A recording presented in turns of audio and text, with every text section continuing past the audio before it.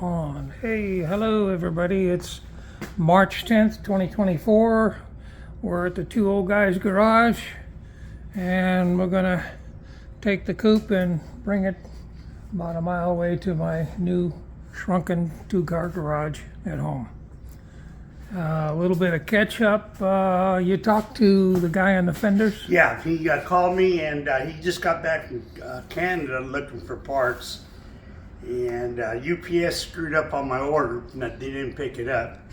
So, yeah, he said he'd probably get them out Monday. He'd take it down to UPS or something. So, in the meantime, you're gonna what? Pull the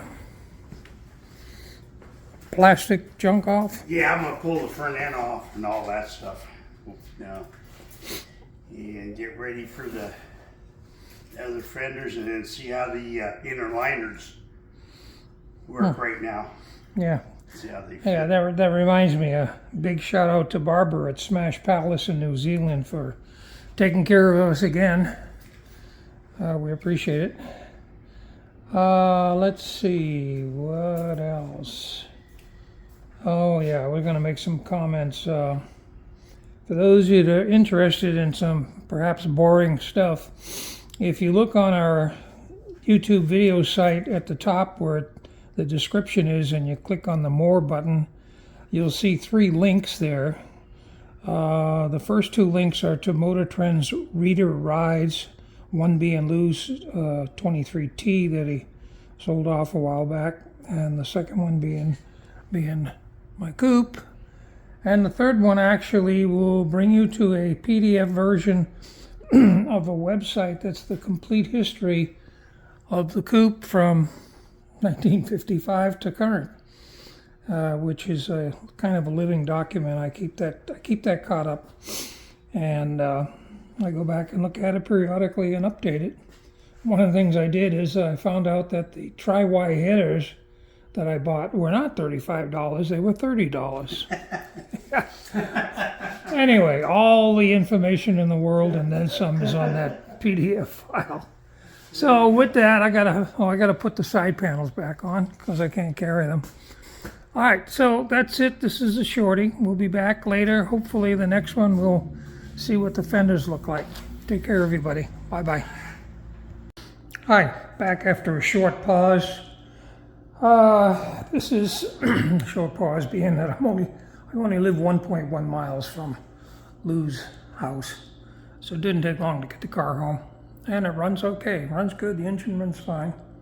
As you can see, it looks tiny here because there's nothing else in the garage, but if you look, it's basically only a 2-car garage, and then it has this stupid step over here that I originally was hoping I'd be able to park the coupe up on that, but it's not quite wide enough. The coupe would hang out to about here, which is not good. So shifted my tools and crap from there to make use of it. And this boy gets filled up by my wife's big old Lincoln, what is it? Not a Navigator, Aviator, whatever, one of those big Lincolns. So here we are. I forgot to mention that this is actually the start of part 24, segment 1. And we should hopefully with segment 2 be looking at some steel fenders. So we'll catch you all later. Take care, everybody. Be safe. Bye-bye.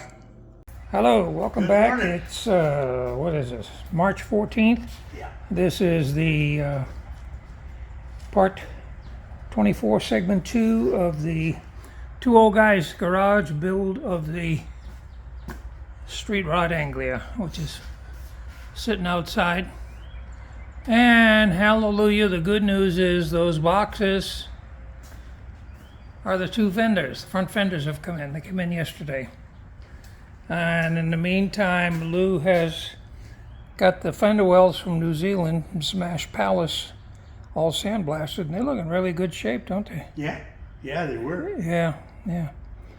And the fenders are adequate. There's some cosmetic shit, but after all, it's 64, 65 years old. they're certainly capable of being bodywork some more to look good. What did not come in is the grill piece. So we're waiting on that. And we see from the tags that these were shipped as 2 separate UPS items, one of one. So the grill has to be one of one with a different number. So we can't track it because we don't have its number. Okay, so what have you done with these things? Well, I'm still trying to figure out how much I'm going to have to cut out of these. Well, we take one of these and take it over here, see what it's going to look like. So this baby's going to have to fit in like yay. So really, I don't need this part down here. All I need is this right here. Oh, Right along that edge. of course, I guess you could. Yeah. You could leave this part in, right? Well, I was just thinking, could leave that part in and cut it out here. Yeah. Just for enough for the shot. Yeah, to clear the shock tower and Yeah. yeah, you know, So I guess you're not going to be driving in snow or rain. Yeah, but, and so there's but really still there's some splash stuff, and really, then no reason. I don't know. I mean, the louvers are in good shape, but the only thing I have to cut this here part here out. Okay. If I keep that much of it. If not, I see there's still a small gap in yeah. here, huh? So that's Well, what are you going to do about that gap? I'll just fill that in. Yeah. With some fiberglass. What I'll So do is I'll use some of this material here, and I cut this. yeah, this piece is here. this is way over, Yeah. but it's same Pretty thickness, pretty same much thickest, and it's smooth on one Yeah. side. So you just, I guess they left that in case it was a gasser and they wanted Yeah, they want to just. plexiglass Yeah. windows on it or something like that, because it's way oversized. Anyway, Yeah, so it's just going to be a matter of deciding which way to go on these. If I cut this out here. well, Yeah. I guess with all the ridges here, this is still pretty strong. Yeah, and this bolts right to the fender here. All right, and there's that famous missing piece, right? Yeah, Yeah. that's the piece we needed right there. Yeah, so I mean they're in shape. They're in great Yeah. shape. Yeah, not bad at all. So you're I gonna, figure 60, 70 years old. yeah, Yeah. Not bad. yeah. Sitting in New Zealand, Yeah. on North Island at Hiropito Smash Palace. What was I gonna say? So you're gonna prime those, I guess, huh? Lou, Huh? you're gonna prime them? Yeah, I got some primer.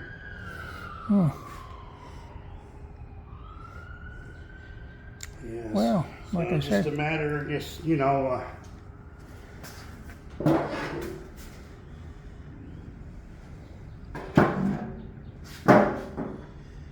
figuring out.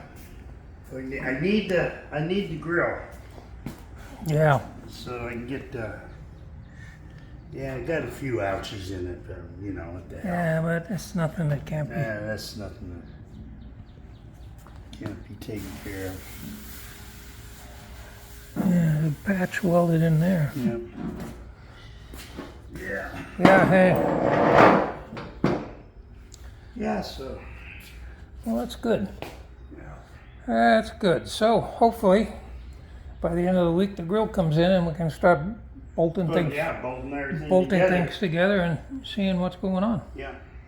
See how everything's gonna fit. Hope it all lines up this time. Yeah. Yeah. Let's hope so. Yeah. Yeah, we were supposed to get a wicked rainstorm, hail, and so on and so forth last night, starting about 3 or 4 in the morning, but it didn't come. I'm gonna get it tonight. Yeah, it's pushed out. So we'll get foul weather later on this afternoon and this evening. So, everything looks good. Yeah, she runs pretty good. Yeah. Okay, I think I've about said all I can say. I'm going to close this segment 2, part 24. And hopefully the next segment won't be too far along, and we'll look at the grill and see what we're looking start at. Getting all that together. And For bolting some things together. All right, everybody, that's it. Okay. Sayonara. Sayonara. Okay, it's March 18th, 2024. This is Bob and Lou at the Two Old Guys Garage. This is part 24, segment 3.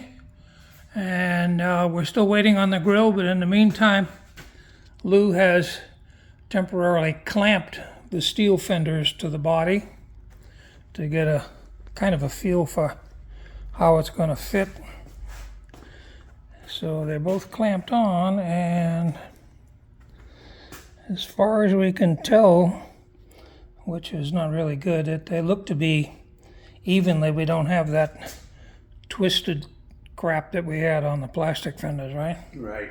Yeah, it looks good.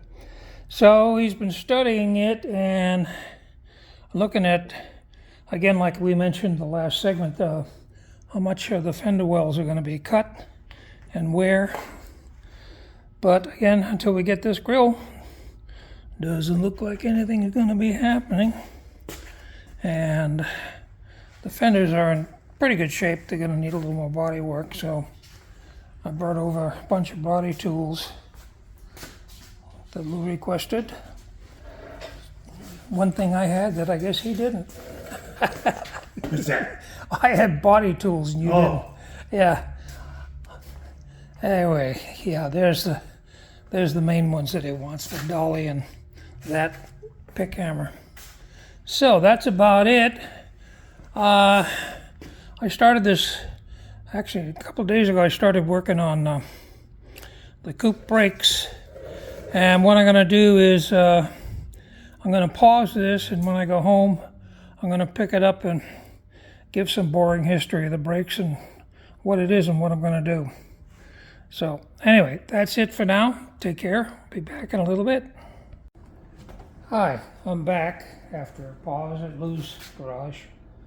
As you can see, it's coupe's up in the air.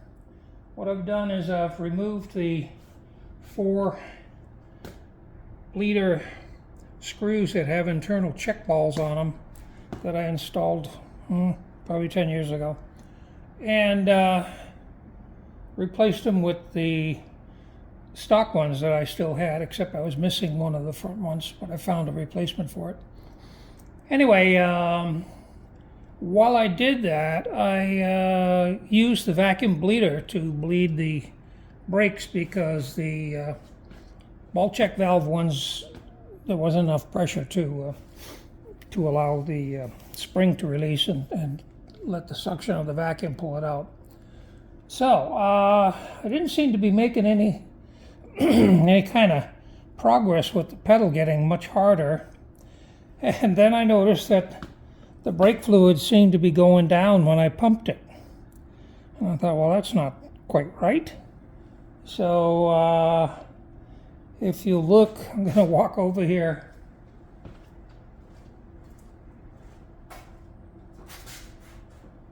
Right there on that cardboard on the other side, you can see there's a wet spot, and that wet spot is brake fluid. Apparently when you pump the pedal under pressure, the fluid does leak out of the front of the master cylinder. So that's good news. That means that solves potentially the mystery of where the hell the goddamn fluid went over the 2 years while it was parked.